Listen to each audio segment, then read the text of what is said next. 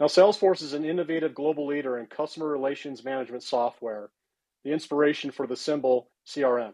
It is a pioneer of the software as a service model to the world, offering a suite of products aimed at enhancing customer engagement through the integration of data and artificial intelligence.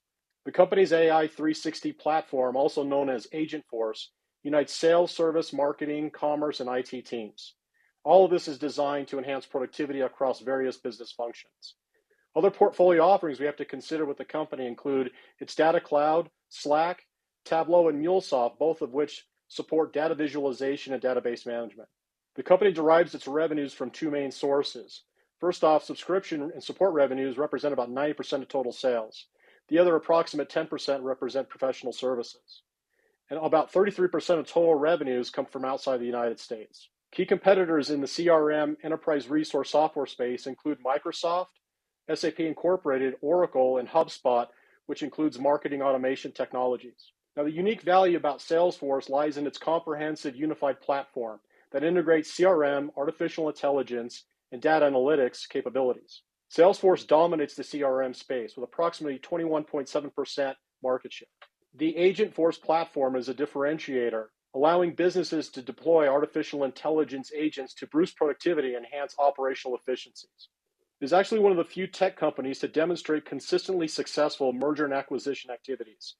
It's actually made about 40 acquisitions, major ones, since 2009, most recently purchasing Slack for $27.7 billion in 2021. In recent news for the company, they reported earnings and revenues back on the 26th of February. They generated $2.78 on a non-GAAP basis.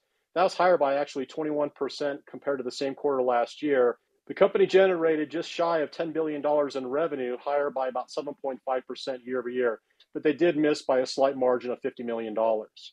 They also projected fiscal year 2026 revenues at a midpoint of around $40.7 billion. It was slightly less than the consensus estimates, which were over $41.5 billion.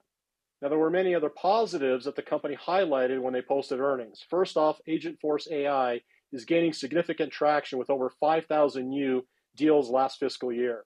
This also positions the company for major growth in the AI market. The Salesforce Data Cloud and AI business achieved annual recurring revenue growth of over 120% year over year. This indicates robust adoption and a clear monetization strategy for its AI investments.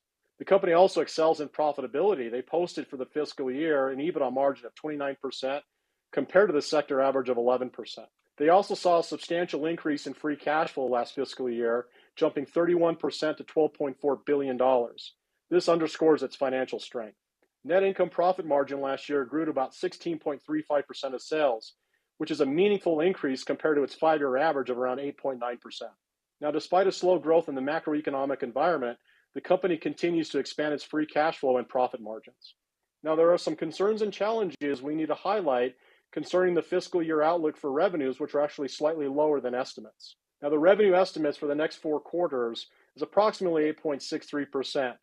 This is lower than their five-year average revenue growth of around 17%. The company is also likely to face new competition as it continues to acquire its way into markets that the company was not previously serving. This can also potentially lead to reduced share buybacks. The other thing we have to consider is artificial intelligence itself. It poses a risk as companies reduce headcount, potentially hurting the company's per user-based product pricing. Now, when evaluating the technical picture for Salesforce, we can see the stock is down approximately 25% since its early December 2024 highs of about $360. Now, when zooming out to a weekly chart, we can see that the stock is attempting to reclaim the 50-week moving average. This moving average approximates a 200-day moving average. We can also see that momentum is weak, as indicated by the weekly RSI below 40, as well as a negative value area in the MACD crossover, the moving average convergence divergence line, which is below 0.